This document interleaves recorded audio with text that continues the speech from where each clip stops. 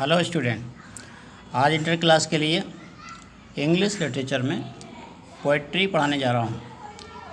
Lesson है the true beauty.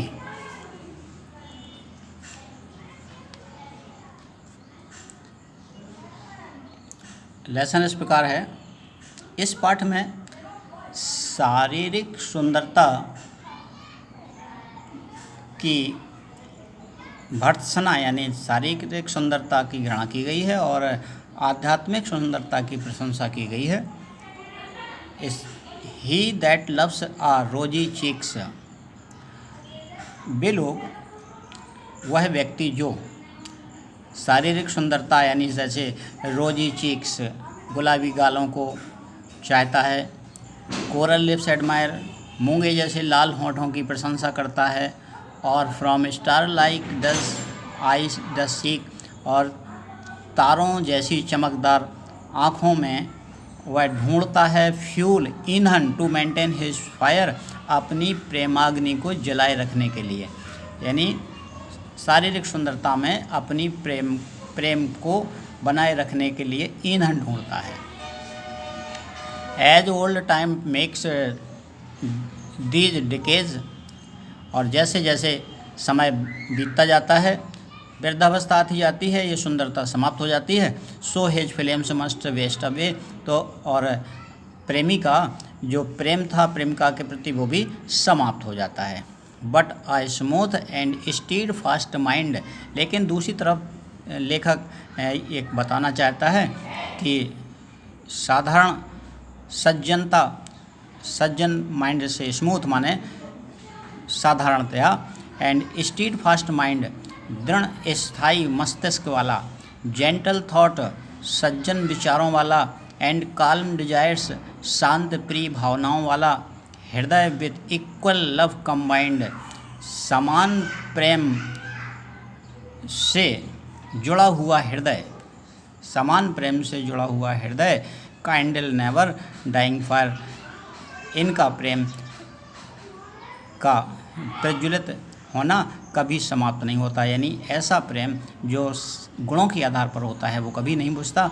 Where these are not I despite lovely cheeks और lips और eyes, लेखक कहता है कि जहाँ ये गुण नहीं हैं, उस सुंदरता को, चाहे उसके गाल, चाहे होंठ और चाहे आँखें सुंदर हों, मैं उसकी घृणा करता हूँ।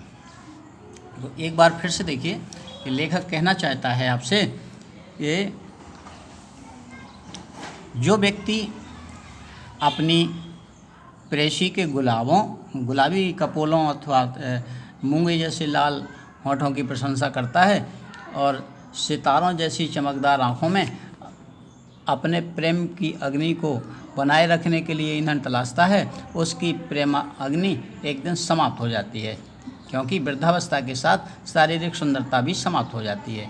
लेकिन दूसरी तरफ एक सा रहने वाला और दृढ़ मस्तिष्क, सुंदर विचार और शांत प्रिय इच्छाएं, समान प्रेम से जुड़ी हुई ये भावनाओं का हृदय चिर स्थायी प्रेमाग्नि को प्रज्वलित रखते हैं। जहाँ पर ये वस्तुएं नहीं हैं, तो लेखक कहता है मैं इनकी, ऐसे प्रेम की घृणा करता हूँ, ऐसी सुंदरता की घृणा करता हूँ। ये लेसन में कवि ये बताना चाहता था कि शारीरिक सुंदरता थोड़े दिन के लिए होती है और आध्यात्मिक सुंदरता स्थायी होती है। इसलिए शारीरिक सुंदरता से नहीं बल्कि उसके गुणों से स्नेह करना चाहिए। अब मैं इसका सेंट्रल आइडिया आपको बताने जा रहा हूँ। आप लोग कॉपी लेकर के बैठिए और देखिए।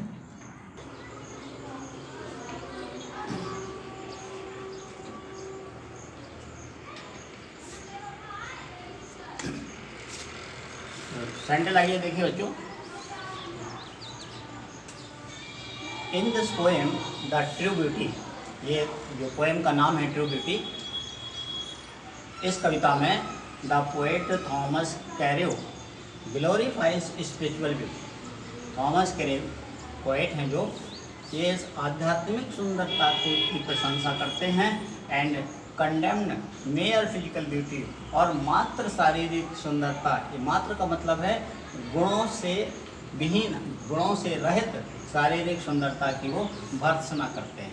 द पोएट सेज, कवि कहता है, द फिजिकल चार्म्स डिके, शारीरिक सुंदरता तो समाप्त हो जाती है, with the passes of time, समय के साथ साथ, समय के साथ साथ शारीरिक जो सुंदरता है, मोहकता है, वो समाप्त हो जाती है।